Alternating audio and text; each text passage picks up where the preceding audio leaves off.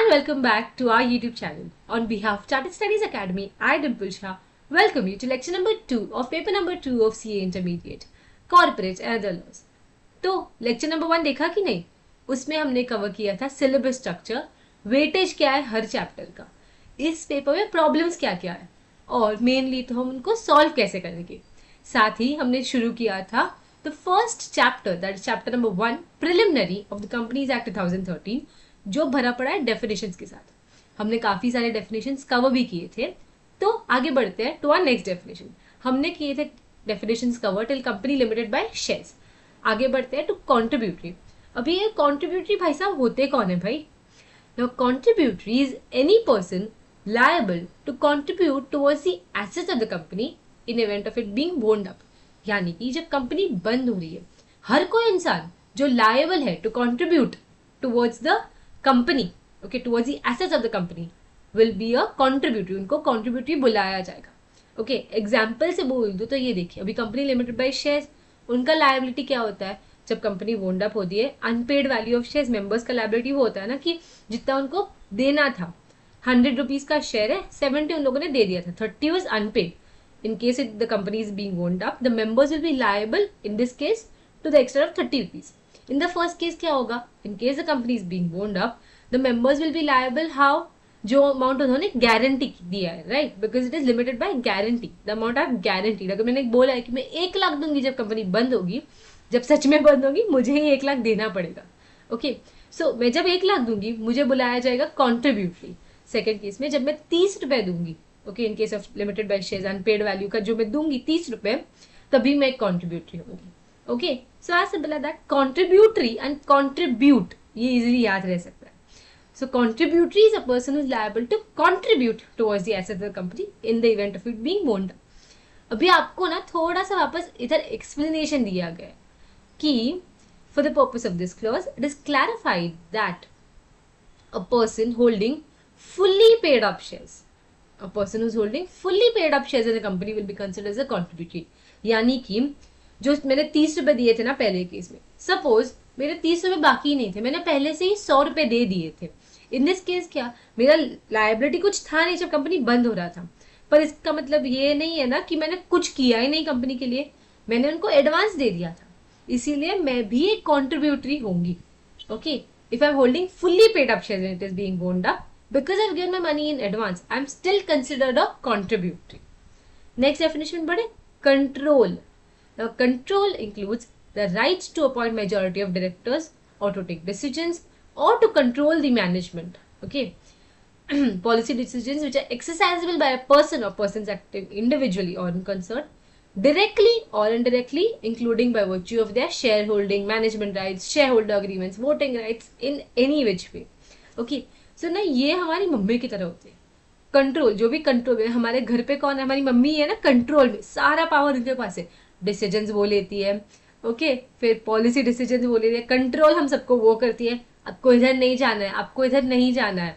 Okay, ऐसे बोलती है कि नहीं? जब आप परमिशन मांगते हो बाहर जाने से तो परमिशन मांगती है ना पहले, क्योंकि वो आपको कंट्रोल करती है कि नहीं? Okay, to appoint majority of directors.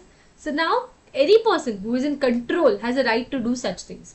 हमको वो बोला गया कि they can appoint majority of directors, they can control the management और they can control the policy decisions. अब ये कैसे करेंगे? They will do it directly और indirectly. How? By virtue either by their share holding और the management rights और share holder agreements और voting agreements. In either which ways they will control it. या तो डायरेक्टली हो सकता है या तो इनडायरेक्टली हो सकता है. ओके, नाउ नेक्स्ट डेफिनेशन बढ़े, डिबेंचर. ये हमने बहुत देखा है, ज्यादातर तो हम 11th-12th में थोड़ा बहुत इक्विटी शेयर्स का ही अकाउंटिंग करते हैं, बट डिबेंचर उतना अकाउंटिंग नहीं होता है कि नहीं? तो इधर debenture is basically, debenture includes debenture stock, bonds और any other instruments of company evidencing a debt whether constituting a charge in the assets of the company और नॉट. ये बहुत बुकिश डेफिनेशन हो गया, और मैंने आपको पहले ही बोला था कि अगर ऐसा कुछ आए भी, ICAI ये नहीं चाहता कि आप रट्टा मारो. अगर आप ऐसी चीजें रट्टा मारने बैठेंगे भी तो भी आप भूल जाएंगे, है कि नहीं? So your debenture, the usual idea क्या होता है? It is a debt, long term debt instrument.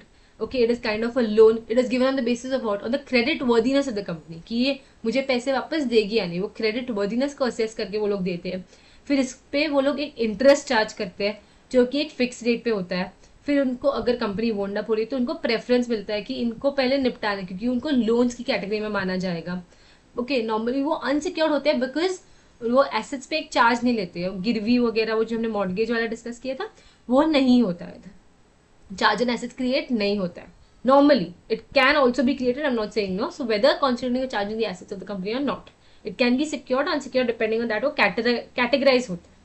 Okay, so आप ये एक जनरल परसेप्शन लिख के आ सकते हो फॉर डिबेंचर इन केस वो आ गया. ऐसे डेफिनेशन बाय हार्ट करके it is not feasible to remember so many definitions especially. So it includes a debenture stock. It also includes bonds or any other instruments which is considered as a debt. Okay, evidencing a debt. Now it provides that instruments referred to in chapter 3D of RBI Act and such other instruments as prescribed by central government shall not be treated as a debenture. ये एक बहुत आपको क्या बोलते हैं उसको, एक theoretical part है जो आपको नॉर्मली याद रखना पड़ता है. Normally like because see chapter 3D of RBI. Now since MCQs are introduce ना, ये थोड़ी छोटी छोटी चीजें आपको याद ध्यान में रख के चलना पड़ेगा कि आप लास्ट मोमेंट जब रिविजन करोगे एक नजर ऊपर से डालना इसके ऊपर इट्स बेटर. क्योंकि अगर पूछ लिया आपको नहीं आता तो आप रिग्रेट करोगे, है कि नहीं. तो एक नजर डालना इज ऑलवेज बेटर.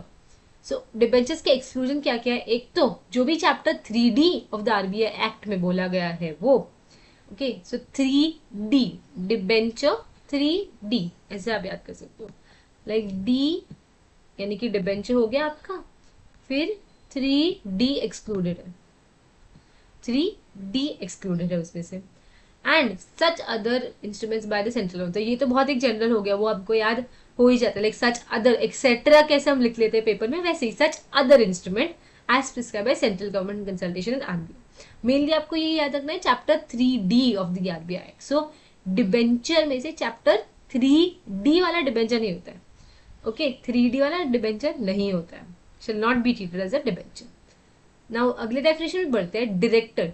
अभी क्या है ना, थोड़े डेफिनेशन इधर डेफिनेशन कहलाते भी नहीं. जैसे ये वाला director means a director appointed of the board of a company. क्या ही समझे आप इसमें. ओके, ये आएगा भी नहीं, ये तो आपको भी पता है. But as I said, when you're writing, suppose you get a board of directors का question, you can write board of directors. It is the body of directors that we discussed है ना पहले, body of directors. So वैसे ही director अगर कुछ आ गया इतने में क्या, as defined by the companies act 2013, director means a director appointed the board of the company. Of course ना, हम जो हमारे पास एक बोर्ड ऑफ डायरेक्टर्स होते हैं, है कि नहीं. हमारे पास कंपनी में बोर्ड ऑफ डायरेक्टर्स होते हैं. तो whichever director is appointed on this board is known as a director. Okay, it means a director appointed to the board of a company. वो directors के board कैसे ही बनेगा बोलो मेरे को. Okay, so if you get a question about a director anything, you can just start with it. As defined in the Companies Act 2013, director is a director appointed to the board of a company. Okay, easy पड़ जाता है यार. And याद see, ऐसी चीजें always as I said added advantage. एक line लिखने में आपका कुछ इतना ज्यादा टाइम नहीं चला जाएगा. लास्ट में लिखते थे वैसे भी आप नहीं लिखेंगे, लास्ट आते थे. Because I agree paper is very lengthy and writing practice is necessary. पर ऐसी छोटी छोटी चीजें स्टार्टिंग में जब आपके पास टाइम हो, आप स्टार्टिंग से अगर स्पीड पकड़ोगे, it is not impossible to finish the paper. हम सब ने एग्जाम्पल्स देखे जो सारे पूरे सारे ही पेपर्स जो है ग्रुप्स के पूरे कंप्लीट करके आते हैं. Okay, so it's not impossible to complete it, just that you need to have a good writing speed. and writing speed कैसे आएगी, प्रैक्टिस करने से. वो भी written practice, mock test paper solve करो, या even when you are studying आपको चाहिए तो लिखते रहो. Okay, it's easier to remember. Now dividend includes any interim dividend. Again इधर आप देखोगे अगर आपको डेफिनेशन कुछ ज्यादा मिलेगा नहीं, but you can write a generalise perception कि डिविडेंड होता क्या. It is the money which is given to the equity shareholders out of the free reserves for holding shares in the company, है कि नहीं. वो हो गया हमारा डिविडेंड वाला डेफिनेशन. आगे बढ़ते हैं टू डॉक्यूमेंट. अभी ये डॉक्यूमेंट क्या होते हैं भाई. Document is a summon, notice, requisition, order, declaration, form, register, सब कुछ whether it is issued, sent or kept in pursuance of this act or under any law from time being first maintained on paper or electronic form. या तो मेरे पास physical copy है या तो मेरे पास electronic form, यानी कि email ID, you know whatever, drive पे हम जैसे चीजें सेव करते हैं अभी. So either paper either electronic form, I have it with me and it is everything that you are receiving. Okay, whether it is issued, sent or kept in pursuance of the Companies Act or any other act. Notice, requisition, order, declaration, form, register, सब कुछ आपके documents के चक्कर में आ जाता है. Okay, now आगे बढ़ते हैं to ESOP. See employee stock option plan होता क्या है भाई? ओके, सो नाउ ये लोग क्या करते हैं पता है? They issue equity shares to the directors and employees of the company at a predetermined price and a predetermined date. Okay, so they are the options which are given to directors, officers or employees of a company or of its holding or subsidiary, if any, which gives such directors, officers or employees the benefit or a right to purchase or to subscribe to the shares of the company at a future date and a predetermined price. यानी कि मैं बोल रही हूँ कि आपको एक साल बाद, मैं बोल रही हूँ ऐसा फ्यूचर डेट आपको पहले ही बता के रख रही हूँ कि से ऑन 31st of March 2025 मैं आपको शेयर्स दूंगा मेरी कंपनी के which are at a value of ₹1000. ऐसे आप एक प्री डिटरमाइंड प्राइस पे आना फ्यूचर डेट पे दे देते हैं shares. Mainly this is for directors, officers और employees of the company. Okay, ये सबके लिए नहीं होते हैं. एंड उधर भी बहुत सारी लिमिट है. एक वेस्टिंग पीरियड होता है, यानी कि इतने टाइम तक आपको वो रखना पड़ेगा, उसके बाद ही आप उसको बेच सकते हो. Okay, then there is a lock in period, vesting period होता है, लॉक इन पीरियड होता है. Then you have your percentages की 10% से ज्यादा आपका जो शेयर कैपिटल है, you can not issue ESOPs in total more than 10% of the share capital. Individually किसी भी एम्प्लॉय को या डायरेक्टर को या ऑफिसर को आप 1% से ज्यादा नहीं दे सकते. ओके, वो आपके लिमिट्स आ जाते हैं. वो आगे हम डिस्कस करेंगे when we come to a share capital वाला चैप्टर. अभी आते हैं एक्सपर्ट. भाई हम तो हमारे फील्ड के राजा है, इसे बुलाते हैं expert. Now, expert is an engineer, valuer, chartered accountant, company secretary, cost accountant, जो भी हो, who has the power or the authority to issue a certificate in pursuance of any law for the time being in force. यानी कि engineer हो गया, उनको power है to issue a certificate in their field. Valuer हो गया, valuation करके वो लोग एक सर्टिफिकेट इशू करते हैं. अरे मुझे थोड़ी बताने की जरूरत है आपको, कितने सारे सर्टिफिकेट इशू होते हैं CS के, है कि नहीं? CS के भी होते हैं. कॉस्ट अकाउंटेंट यानी कि CA में कॉस्ट मैनेजमेंट अकाउंटेंट, उनके भी होते हैं. So any one of these और any other person who has the authority to issue a certificate in pursuit of any law for the time being in force is known as an expert. हम तो हमारी खिलाड़ी, हम तो हमारी field के खिलाड़ी है, राजा है. Okay, they are the experts. Now financial statement बताने की जरूरत है क्या भाई? CA के स्टूडेंट्स, अकाउंट्स के students, financial statements. Okay, financial statements in relation to the company include balance sheet, profit and loss, cash flow statements, notes to accounts जो हम बनाते हैं नीचे, like note number 1 reserves and surplus, note number 2 current assets, वैसे बनाते हैं कि नहीं? So वो भी आपका एक financial statement ही गिना जाएगा. And fifth is a new one, statement of changes in equity if applicable. normally ये होता नहीं है, ज्यादातर तो देखा नहीं जाता, पर जहाँ पर भी applicable है हम statement of changes in equity भी बनाते हैं. Okay, अभी बैलेंस शीट होता है कब? As at the end of the financial year. So balance sheet as on 31st of March 2024, वैसे as at the end of the financial year. Profit and loss और in case of a company carrying on any activity which is not for profit, हम उधर बनाएंगे एक income and expenditure account for the financial year. यानी कि अभी ये account से भी एक जरूरी पॉइंट हो जाता है. एंड इधर भी आपको एक नोट करना है, बैलेंस शीट होता है कब? As at the end date. So balance sheet as on 31st of March 2024. Profit and loss for the period of 1st of April 23 to 31st of March 24. Okay, that is for the period for the financial year. Cash flow भी for the financial year होता है. Okay. Now profit and loss हो गया. And अगर वो not for profit है, उनके लिए profit loss नहीं होता, because they cannot distribute the profit they earn and all of it, right? तो उनके लिए होगा एक इनकम एंड एक्सपेंडिचर, यानी कि कितना पैसा आया और कितना पैसा गया. उनके लिए प्रॉफिट एंड लॉस का कैलकुलेशन नहीं किया जाता, because they can not distribute those profits to their members, because they are not for profit organisation ना. Okay, so balance sheet, profit and loss, cash flow statement for the financial year, statement of changes in equity if applicable, and any explanatory note annexed to which is forming a part of or any document referred to in the above 4.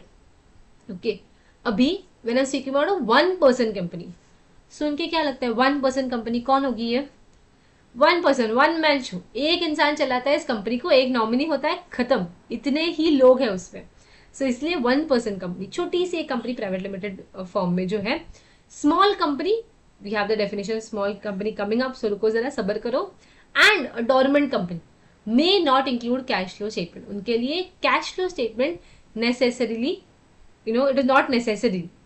Okay, OPC हो गया, small company, dormant company, it is not necessary to have a cash flow statement in their case. तो आपको एक real balance sheet दिखा दें.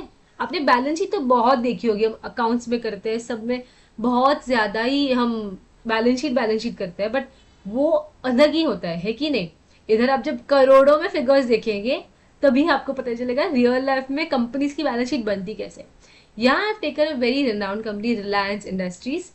So this is a standalone balance sheet, consolidated भी होगा, which includes all of their various branches, subsidiaries, सबके consolidate करके. ये सिर्फ रिलायंस इंडस्ट्रीज का है. ओके, ये देखिए, ये हो गया पहला आपका प्रॉफिट एंड लॉस अकाउंट. ये है कि नहीं हमारा शेड्यूल 3 वाला फॉर्मेट, याद है ना, शेड्यूल 3 ऑफ कंपनीज एक्ट वाला फॉर्मेट जो हम यूज करते हैं कंपनीज के लिए. ये देखिए, रेवेन्यू फ्रॉम ऑपरेशंस आ गया, फिर less excise, service tax, other levies, then revenue from operations net हो गया, देन अदर इनकम हम डालते हैं, फिर टोटल रेवेन्यू, फिर all the expenses, cost of material consume, purchase, stock and trade, direct expenses, changes in inventory, employ benefit, finance, depreciation, other expenses. फिर आगे exceptional items, profit and loss before tax आ गया, फिर current tax सब लगा के फिर हमारे पास आती है अर्निंग्स पर शेयर्स. ये हमने बहुत किया है कि नहीं in our books. By the way see, ये फिगर्स नोट करने वाले हैं, बिकॉज ये देख लीजिए, it is in rupees crore, यानी कि करोड़ों में ये फिगर्स है. 5,74,956 करोड़, इसीलिए मैं आपको ये दिखा रही हूँ. So it's easier for you know आगे जाके आपको पता चलेगी भाई ऐसे फिगर्स है कि सडनली झटका ना लग जाए कि भाई इतने बड़े बड़े फिगर्स. हाँ होते हैं, बड़ी कंपनीज के ऐसे ही फिगर्स एक्सपेक्ट करो आप लोग. फिर आती है हमारी balance sheet. Okay, this is again in CR, in crore. यहाँ देखिए, equity share capital, then you have reserves and surplus, non current liabilities आ जाती है जहाँ पे हमारी बोरोइंग्स आती है, deferred tax liability, long term liabilities, current liabilities आ जाती है, फिर नॉन करंट एसेट्स आते हैं, फिक्स्ड एसेट्स आते हैं, करंट एसेट्स आते हैं. Okay, total assets and total of liabilities, अभी देखिए उनका ना 9,59,643 करोड़ का total assets and total liabilities है. Okay, imagine now. ओके, ये कुछ इशू हो गया. Anyways, so P&L and balance sheet, cash flow भी हुआ था पर आई थिंक वो लोड नहीं होगा अभी. Now financial year in relation to any company और body corporate.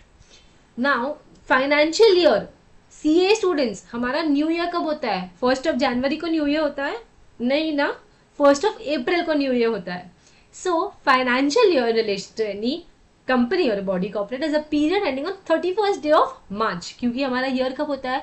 1 April to 31st March. Okay, so 31st March तक जो भी है वो हो गया हमारा फाइनेंशियल ईयर. पर इधर आता है एक exception. If a company has been incorporated on or after the first day of January of a year, period ending 31st day of March and the following year is considered for preparation of financial statements. मतलब क्या हुआ? अभी suppose मैंने एक company शुरू कर दी, company incorporate की मैंने 10th of January 2024 को. फाइनेंशियल कब बनते हैं? 31st March 2024 को फाइनेंशियल ईयर क्लोजिंग होता है कि नहीं?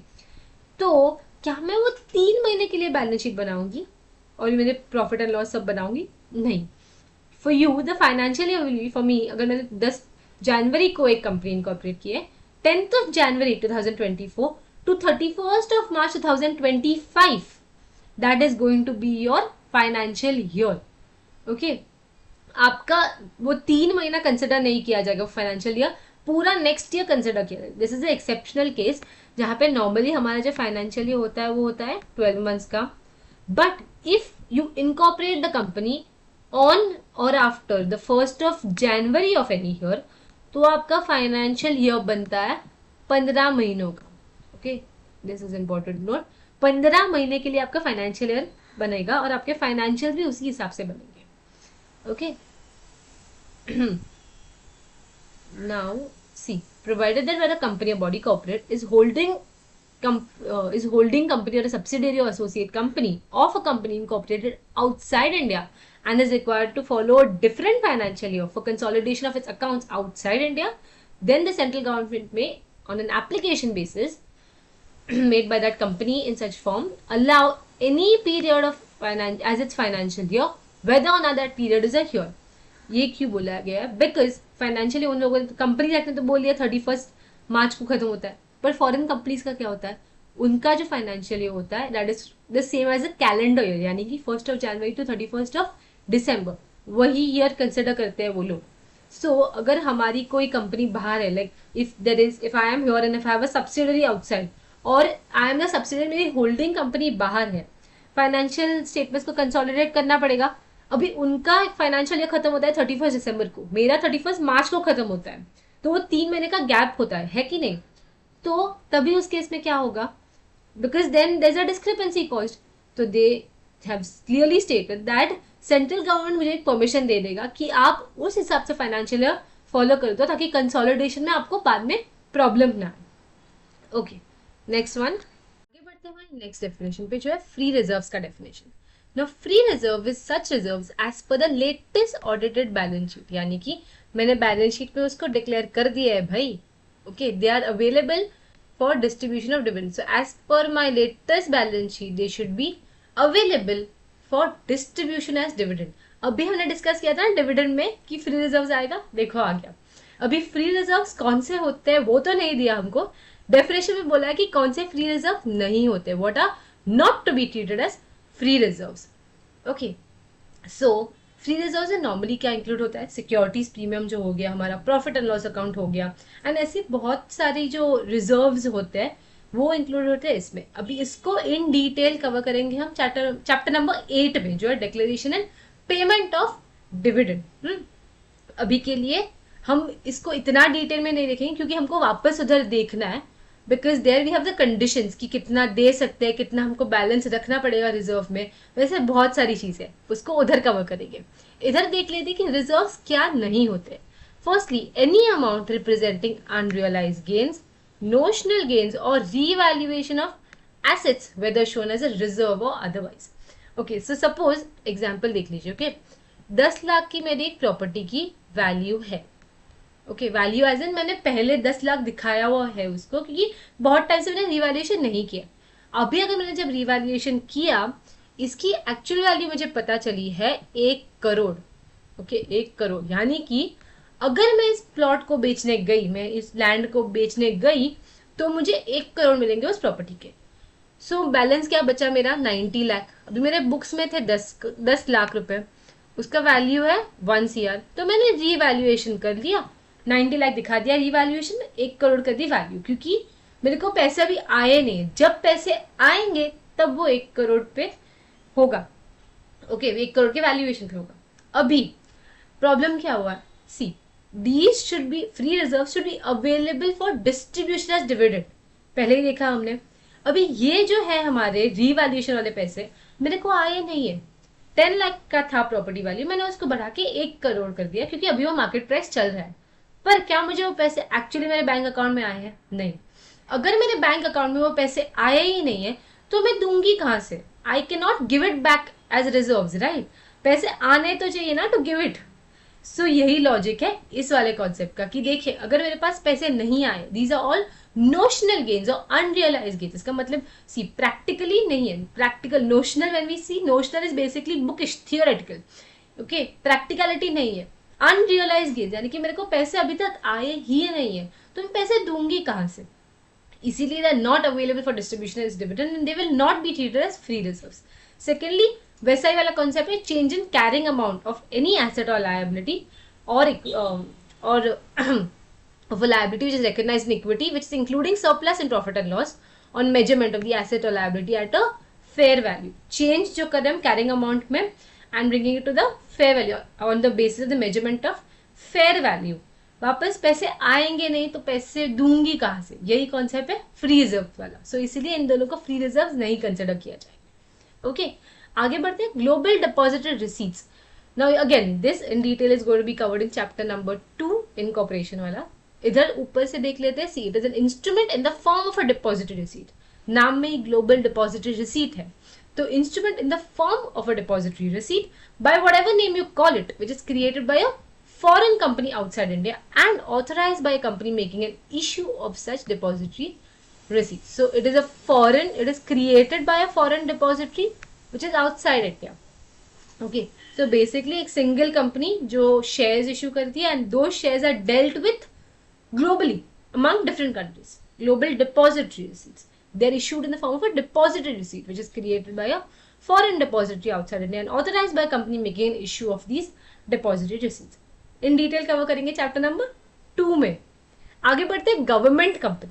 Now any company in which not less than 51%. देखिए 50 होगा तो नहीं चलेगा, हमको क्या चाहिए, we want 51%. Not less than 51% of paid up share capital is held by central government, state government, partly by central, partly by state or by one or more state government. Okay, अभी ये देखिए, government in the end government होती है, central हो या state हो, उनका अलग ही लगाव होता है कि नहीं. तो सेंट्रल स्टेट बोलने के लिए सारे अलग अलग है, पर in the end it is a government. So whether it is held by central government, whether it is held by state government, whether it is held by both of them and more than one states also, इन सारे cases में उनका total जो होना चाहिए वो होना चाहिए 51% of paid up share capital. उससे कम नहीं चलेगा. 51 क्यों, वो याद है मम्मा पापा का एग्जाम्पल. मम्मी के लिए थोड़ा ज्यादा प्यार होता है कि नहीं, 2%. 51% पापा को 49 दे देते हैं. बस वही कॉन्सेप्ट है, 51% आपका होना चाहिए, उससे कम नहीं चलेगा. ओके, एग्जाम्पल से देख लेते हैं. X industries limited is a company in which 25% of share holding is held by central government. So central government है मेरे पास विथ 25%. उसके बाद आती है मेरी स्टेट ऑफ महाराष्ट्र वाली गवर्नमेंट जिनका है एक 10%. उसके बाद आती है राजस्थान की government. Okay, 15% is held by central and the Rajasthan government together. Okay, अभी इनका टोटल क्या बनेगा, इनका टोटल बनेगा 50. क्या एक्स लिमिटेड एक गवर्नमेंट कंपनी होगी? Answer is no, because the minimum is at least 51%. See, X Limited is not a government company because there is no compliant of minimum holding of paid up share capital. That is at least 51% by central or by state or partly by central and partly by one or more state government. इसीलिए आपको ऐसी चीजें ध्यान रखनी पड़ेगी. ऐसे ऐसे chances है आपके MCQs आने के लिए. ओके, सो 51% आपको याद रखना है. 50% नहीं चलेगा, मम्मी को 1% प्यार एक साथ देना ही पड़ेगा आपको. 51% है ही. ओके, आगे बढ़ते हैं. Holding company. Now, holding company in relation to one or more companies, a company of which the companies are of which such companies are a subsidiary companies. ये जो सारी क्राइटेरियाज है होल्डिंग कंपनीज की और subsidiary companies की, हम इसको आगे कवर करेंगे जब सब्सिडरी कंपनी हम देखेंगे. ओके, डेफिनेशन इसका नीचे है. Issued capital. Issued capital is such capital as the company issues from time to time for subscription. Authorise पहले हमने किया था, फिर उसके बाद एक कॉल्ड आया था, ये इशूड एंड बाद में पेड भी आएगा. सो ऑथराइज यानी कि इतना मैक्सिमम आप पेड अप शेयर कैपिटल ले सकते हो, शेयर कैपिटल ले सकते हो, sorry, that is a maximum limit. Okay, so 10 lakh का है. इशूड यानी कि जितना मैं इशू कर रही हूँ स्लॉट्स में, 5 lakh, 2 lakh, 1 lakh, whatever you issuing. Okay, call यानी कि मैं बोल रही हूँ इतना पे करो, आप पे जब करेंगे तब उसको पेड अप कैपिटल बोलते हैं. Okay, so such capital as the company issues for time to time for subscription. Key managerial personnel. Okay, now key managerial personnel in relation to a company is a CEO, the company secretary, the whole-time director, the CFO, anyone not less than one level below the directors who is in whole-time employment and other officers as may be prescribed. Okay, so now key managerial personnel, नाम से ही पता चला है कि ये लोग बहुत important है कंपनी में. अगर की मैनेजर पर्सनल का आ गया ना, सारे इंपॉर्टेंट जो भी आपको नाम याद आ रहे हैं आप इधर लिख सकते हो. CFO हो गया, CEO हो गया, होल टाइम डायरेक्टर हो गया, कंपनी सेक्रेटरी हो गया if the company has one, other prescribed officer, ये हमारा एक्सेट्रा वाला है ना, हम एक्सेट्रा जैसे लिखते हैं, other prescribed officer, and any other officer who is not one level below the directors and is in whole time employment. Okay, वो अगर वो ऑफिसर है, if he is not a director, if he is not in that above category, then he can be a officer who is not more than one level below the directors. यानी कि maximum उससे ज्यादा नीचे नहीं हो सकते आप, directors के वन लेवल बिलो ही अलाउड आपको, not more than one level below the directors, who is in whole time employment of the company and is designated as a key managerial personnel by the board. Okay, आगे बढ़ते हैं listed company के definition पे. Now listed company तो बहुत सुना होगा आपने, है कि नहीं? तो इधर हम ज्यादा डिटेल में कवर करेंगे कि लिस्टेड कंपनीज क्या नहीं होती. ओके, और क्या होती है छोटा, क्या नहीं होती बहुत बड़ा है. Listed companies is a company in which any of the securities are listed on a recognised stock exchange, on any recognised stock exchange. India की बात करें तो रिकॉग्नाइज्ड स्टॉक एक्सचेंज हमारी कौन सी है? एक तो है हमारी एनएससी, सॉरी, एक तो है हमारी NSC and the second one we have is are BSC. ये हमारी दो रिकॉग्नाइज्ड स्टॉक एक्सचेंज है. तो any of the security which है, any company which has the securities listed on any of the recognized stock exchanges, that is NSE or BSE, is known as a listed company, provided the class of companies which have listed or intend to list such class of securities as may be prescribed in consultation with the Securities and Exchange Board will not be considered as a listed company. यानी कि ये देखिए आपके पास इधर बोला गया है, these are not listed as, these are not going to be considered as listed companies. ऊपर वाला जो है वो सिक्योरिटीज एंड एक्सचेंज बोर्ड के कंसिडरेशन में है, एंड ये is as per the rule 2A of the company's rules 2014. The following will not be considered as listed companies. Firstly, if you are a public company, and secondly ये देखिए private company. Okay, now public company which have not listed their equity shares, यानी कि when we speak normally listing हमारे mind में क्या आता है? Shares का लिस्टिंग होता है, right? But there are listing of other things also. Normally shares जो पहले आ जाते हैं, if you have not listed your shares on a recognised stock exchange but you have listed your non convertible debt securities और non convertible redeemable preference shares, आप एक listed company नहीं बनना चाहेंगे. बिकॉज नॉर्मली क्राइटेरिया वही होता है, equity share listed होनी चाहिए. इधर भी वही कॉन्सेप्ट है. ओके, इक्विटी शेयर अगर आपकी लिस्टेड है तो आप एक लिस्टेड कंपनी होगी. So if a public company has not listed equity shares but they have listed non-convertible debt securities and non-convertible redeemable preference shares, then they will not be considered a listed company. Similarly, private companies also वही criteria which have listed. Now, if private company has listed their non-convertible debt securities on a private placement basis, उनको भी हम एक listed company नहीं मानेंगे. Okay, non-convertible debt securities का list की है. And lastly, public companies which have not listed their equity shares on a recognized stock exchange but it is listed on an other stock exchange, any other stock exchange, यानी कि NSE BSE में list नहीं किया है, कहीं और list किया है. सॉरी, हम सिर्फ recognized stock exchange को गिनते हैं. recognized stock exchange में आपने अगर लिस्ट नहीं किया है तो आप listed company नहीं माने जाओगे. Clear? So, public company and private company. Public company कब? If they are issuing non-convertible debt securities and non-convertible redeemable preferences. Now ये non-convertible का चक्कर क्यों है? अगर वो convertible हुआ तो eventually आपका debt security equity shares में convert हो जाएगा, preference shares आपका redeemable equity shares में convert हो जाएगा if it is a convertible one. Okay, तो उसका end product is equity shares. So that is why that is an we consider it as a listed company because इसका end में आपका equity shares ही list होने वाला. पर अगर non convertible है तो इक्विटी शेयर में कन्वर्ट नहीं होगा ना, इसीलिए वो उसका लॉजिक है. So non convertible debt securities and non convertible preference redeemable preference. Private company वही non convertible debt securities. Public company which is not listed their equity shares और recognised stock exchange but at some other stock exchange. ये तीनों category exclude हो जाएगी from listed companies. आगे बढ़ते manager की तरफ. मैनेजर कौन है? ये मैनेजर भाई साहब. So any individual who, subject to the superintendent's control and direction of the board, has a management. So subject to यानी कि भाई इनसे ही मुझे आशीर्वाद मिल रहा है भाई. Subject to their superintendent's control and direction of the board of directors, has the management of either the whole or partially or substantially the whole. Okay, whole or substantially the whole यानी कि deemed to be whole. इतना नहीं पर इतु. So substantially whole of the affairs of the company and includes a director or any other person occupying the position of a manager by whatever name called, whether under a contract of service or not. So manager, okay, जैसे मैंने बोला board of directors के आशीर्वाद के साथ, subject to their superintendence, their control, they have the management of the whole or substantially the whole of the affairs of the company, and it includes a director or any other person occupying such position of a manager, whatever name they are called. वो हो गया हमारा manager. फिर आता है हमारे managing director भाई साहब. ओके, सो मैनेजर एक इंडिविजुअल है, मैनेजिंग डायरेक्टर एक डायरेक्टर है. So means a director who either by virtue of articles or an agreement or a resolution passed by in the general meeting or by the board of directors. ये 4 वे से वो लोग आते हैं. पहली बात, वो घुसते कैसे? They appointed how? Managing director is a director who by virtue of either the articles, मैंने ऑथराइज कर दिया, जाओ.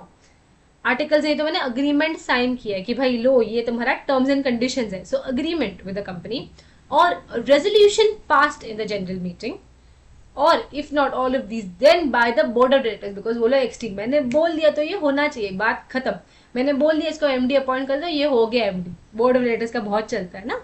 सो इसीलिए और bye the board of directors is entrusted with substantial powers of the management of the affairs, and it includes a director occupying the position of managing director by whatever name called. Okay, includes a director occupying the position of managing director by whatever name called. Now, for the purpose of this clause, the power to do administrative acts of a routine nature when so authorized will not be deemed to be included in the substantial powers. ये जो सारे छोटे छोटे powers है, to affix the common seal, to endorse any check, to draw or endorse any negotiated instrument, or sign any certificate or direct registration of transfer, they are not deemed to be included in the substantial powers of management. मैंने बोला था substantial powers होने चाहिए, ये लोग substantial powers में include नहीं होते, they are not deemed to be included. Okay. Now ये member भाई साहब कौन है? कंपनी के member कौन कहलाते हैं भाई? When I speak about a member in relation to a company means the subscriber to the memorandum of the company who shall be deemed to have agreed to become a member. यानी कि जब अभी देखिए, memorandum and articles of association, they are what public documents, they are the very first documents. Incorporation के time पे चाहिए. Next chapter है हमारा कंपनी को जन्म कैसे देते हैं, तभी हम देखेंगे. मेमोरेंडम, आर्टिकल्स, ये सारे आपको स्टार्टिंग से ही चाहिए पड़ते हैं. Okay, so when you subscribe to the memorandum, you are deemed to be a member. Okay, when you subscribe to the memorandum, you are deemed to have agreed to become a member of the company. On the registration will be entered in the register of members. या आप एक writing के साथ जुड़ जाओ, company के साथ agreement कर लो. Okay, every other person who agrees in writing to become a member of the company and the name is entered as register of members. देखिए, register of members एक बुक होता है कंपनी के पास जो उनको मेंटेन करना पड़ता है, which has the details of all the members. Okay, so as soon as either when you're subscribing or when you're getting into an agreement, आप एक member include हो जाओगे तो आपका नाम उधर add किया जाएगा. As and when people start coming in, they will be added there, and that is important to be maintained. इसीलिए वो register of members बार बार आपको लिखा हुआ मिल रहा है इस definition में. And third way कैसा है? Every person holding shares of the company and whose name is entered as a beneficial owner in the records of a depository. Because beneficial होने यानी कि देखिए, अगर मैं शेयर्स होल्ड कर रही हूँ कंपनी में, आपको डिविडेंड मिलेगा, जब आप बेचेंगे वो शेयर्स का वो पैसे मिलेंगे, तो you are a beneficial owner of that company. Okay, so firstly subscribe of memorandum, secondly agrees in writing, thirdly shares, चाहे वो 1 शेयर हो, 2 शेयर हो, 10 शेयर्स हो, 1000 शेयर्स हो. Okay, these 3 are considered as members for a company. Fourthly memorandum, देखिए हमने जैसे articles वाला डेफिनेशन किया था, वही इधर भी आपको वैसा ही डेफिनेशन मिलेगा. Memorandum is memorandum of association as originally framed और altered time to time from in pursuits of this act और any other previous company law. Okay, ये हो गया आपका एक डेफिनेशन वर्जन. बट आपको एक अंडरस्टैंडिंग वर्जन क्या है? वो एक पब्लिक डॉक्यूमेंट है. Okay, it is available for everyone, available for to view to the public. Okay, तो बहुत इसमें क्लॉजेज होते हैं बहुत सारे. So all of this you will write if you get a memorandum का आंसर. ओके, अगर आपको एक क्वेश्चन आ गया है क्लॉजेज को लेके मेमोरेंडम का, जो हम नेक्स्ट चैप्टर में कवर करने वाले हैं, आप स्टार्ट करिए. मेमोरेंडम होता क्या है? As per the companies act 2013 memorandum is this and then आप कंटिन्यू करें विद द क्लॉजेज. इसीलिए मैं बोलती हूँ कि रट्टा नहीं माना है, बस आप एक जनरल अंडरस्टैंडिंग रख लो, वही काफी है. तो अगली definition net worth. Okay, so net worth is the aggregate value of paid up share capital all reserves created of profits, securities premium account and सब कुछ में से हम डिडक्ट करेंगे हमारे लॉसेस को. फिर deferred expenditure and miscellaneous expenses not written off but does not include reserve created of revaluation of assets, writing back of depreciation and amalgamation. देखिए revaluation of assets को ना बेचारे को कहीं पर भी इज्जत नहीं मिलती. ये अनरियलाइज गेन्स है ना, तो उसको ऐसे ही सब जगह पे पड़े रहता है, सब जगह से एक्सक्लूड होते ही रहता है. फ्री रिजर्व में भी एक्सक्लूड हो गया, नेटवर्थ में भी एक्सक्लूड हो गया. बिकॉज सी उसका कॉन्सेप्ट क्या है, नेटवर्थ यानी कि assets liabilities minus, general perception में एसेट्स लायबिलिटीज माइनस करके जो मेरे पास अभी करंटली पड़ा हुआ है उसको मैं नेटवर्थ बोलूंगी. Okay, that is available with you to do all your transactions या कुछ भी. अगर बेसिकली मेरे पास उतना पैसा है, if I tell you in the layman language, उतना पैसा है मेरे पास, उतना पड़ा है मेरे पास. रीवैल्यूएशन को अगर मैं इसमें इंक्लूड कर दूं, मैं अगर वो 90 लाख दिखा दूं मेरे रीवैल्यूएशन के, तो मुझे बताइए कल उठ के अगर मेरा कोई क्रेडिट आ गया, मेरे पैसे दे दो तुम 80 लाख के, मैं कहाँ से लेके आऊंगी? मेरे पास 90 लाख है ही नहीं. वो बोलेगा अरे फ्री रिजर्व है ना, okay, I mean not free reserve, sorry, आप वो बोलेगा कि ये है ना रीवैल्यूएशन ऑफ एसेट्स वाला पैसा. बट रीवैल्यूएशन ऑफ एसेट्स क्या नेटवर्थ में इंक्लूड होगा? नहीं, क्योंकि मेरे पास पैसा वो है ही नहीं. Okay, that is the reason excluded from everywhere. It does not include the reserves which are creating out of revaluation of assets, writing back of depreciation and amalgamation. ये देखिए आपको वही एक इधर एग्जाम्पल दिया हुआ है कि देखिए statutory auditors of a company were required to issue a certificate of the net worth of the company as per the companies act 2013. The company had fair value the property, plant and equipment in the current year, which was mistakenly taken into retained earnings of the company.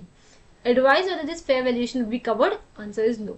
So one way to write it is this way, how they've given you as per section 257.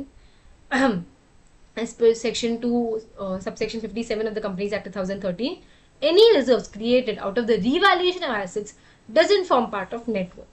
The company fair valued its property, plant, equipment and took that to retained earnings.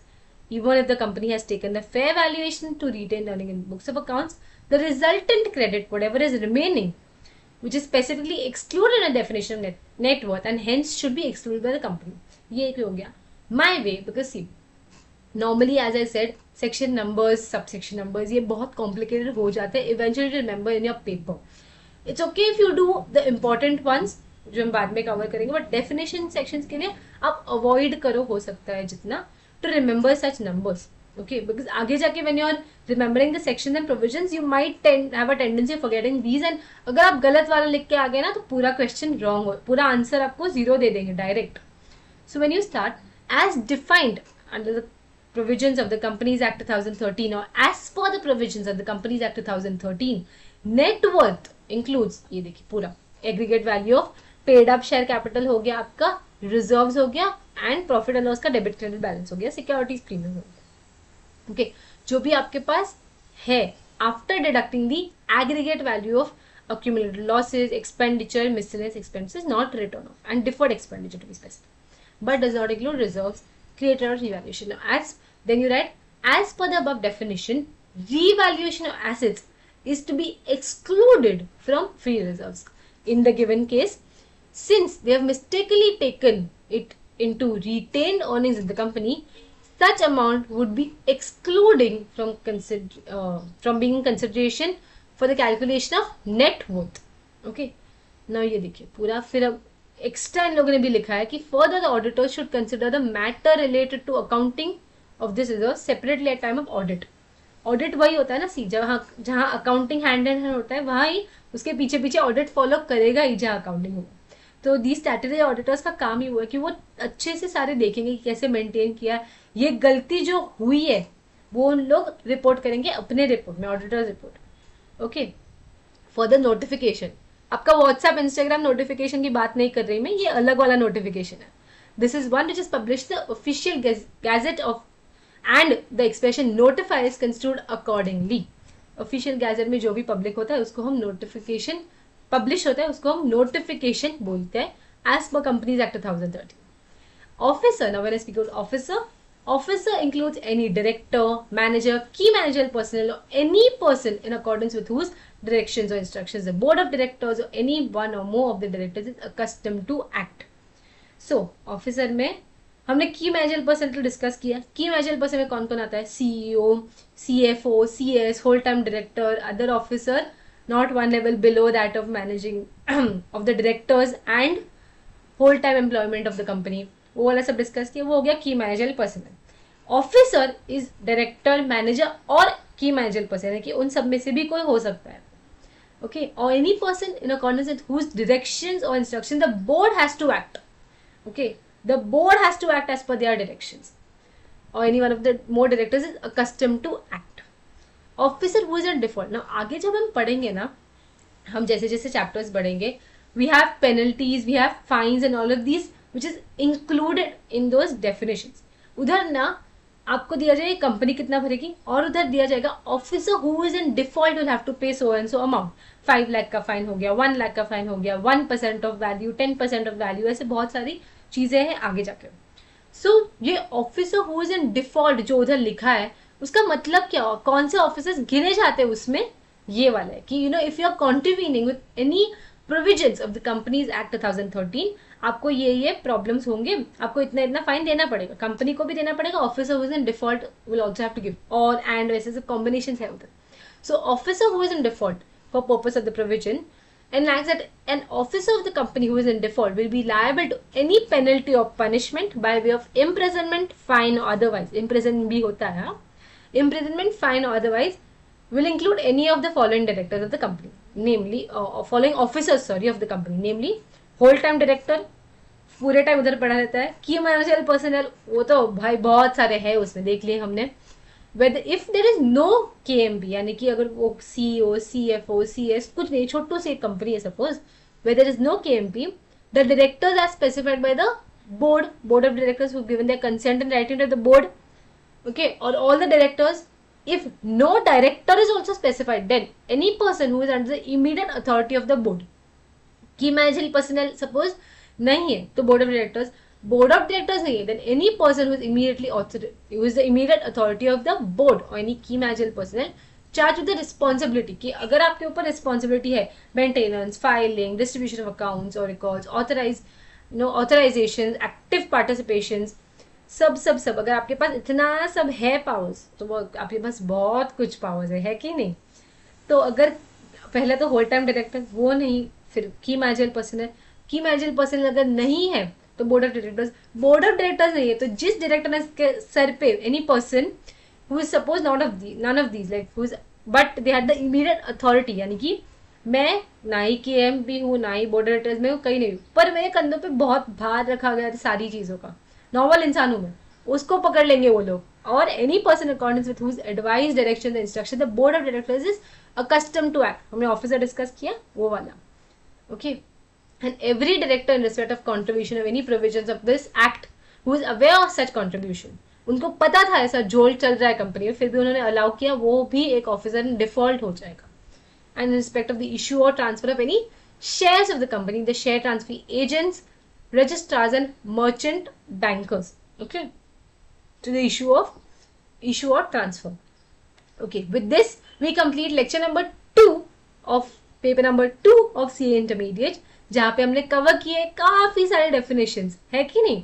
Okay, so see you in the next lecture, जहाँ पे cover करेंगे हम बहुत सारे definitions जो बाकी है हमारे, and will be completing this chapter very very soon. So stay tuned, subscribe कर लो, कुछ भी डाउट हो तो कमेंट कर लो, will get back to you soon. Stay tuned.